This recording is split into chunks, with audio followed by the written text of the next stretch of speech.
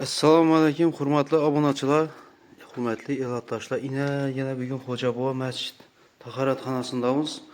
Remont boshlandi.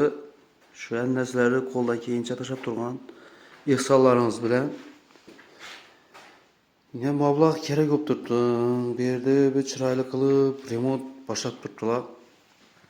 Shuni hamma keyincha, qo'ldan keyincha imkoniyatlaringiz borincha shu ko'mak yetsangizlar masjidimizning tahoratxonasi bu chiroyli qilib bitadi edi.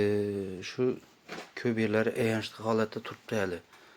Shunga mablag', ustalarga ko'mak, qo'ldan keyincha xarajat tum kerak bo'lib turibdi.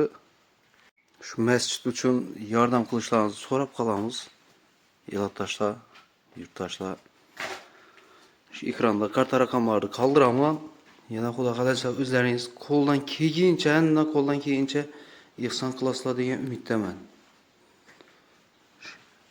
Yani o'zimiz masjid uchun shu tahoratxonani bir chiroyli qilib, juda go'zal qilib remont qilsadim zo'r bo'ladi.